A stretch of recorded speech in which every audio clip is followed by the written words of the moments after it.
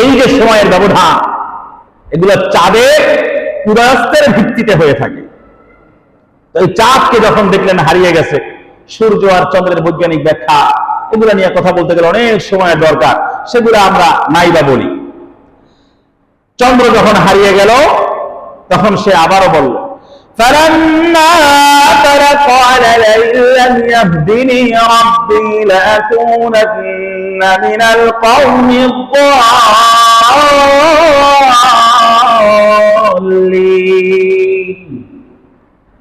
যেটা হারিয়ে যায় এটা কখনো আমার রব হতে পারে না। যদি আল্লাহ আমাকে এখন সঠিক পথের দিশা, রবের পরিচয়ের দিকে আমাকে যদি পথ নির্দেশনা না দেন, তাহলে আমি তো আবার রবকে খুঁজে পাবো না। লাকুনান্না মিনাল কওমি যাল্লিন, আমিও পথভ্রষ্ট সম্প্রদায়ের অন্তর্ভুক্ত হয়ে যাব অবশ্যম্ভাবী রূপে। তাহলে তারকারাজিও দেখা শেষ, চন্দ্র দেখা শেষ, বাকি আছে সূর্য।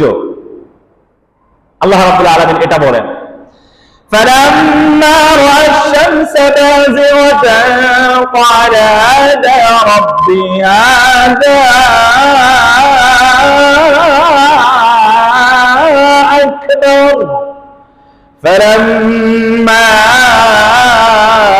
أَفَلَتْ قَالَ يَا قَوْمِ إِنِّي بَرِيءٌ مِّمَّا تُشْرِكُونَ। সূর্য দেখার পরে বললেন, হাযা রব্বি, সূর্য আরো বড়, বাযিকা বলা হয়েছে কোরআনে, বাযিকা মানে আরো বেশি আপনার প্রদীপ্ত, আরো বেশি ফুটন্ত, আরো বেশি আপনার জ্বলজ্বল করছে আমাদের মাথার উপর। তিনি বলছেন, হাযা রব্বি হাযা আকবার, এটা তারকার চেয়েও বড়, চন্দ্রের চেয়েও বড়, এটা আরো বেশি বড়, এইটাই বোধহয় আমার রব। যখন এটা ডুবে গেল, এখন বলে না, নিজের থেকে আর কাউকে বা কোনো বস্তুকে আমি আর রব হিসেবে প্রেডিকশন করছি না, কারণ যেটাই করি এটাই ভুল প্রমাণিত হয়। অতএব আমি আল্লাহর কাছে আমার মাথাকে সুপর্দ করছি।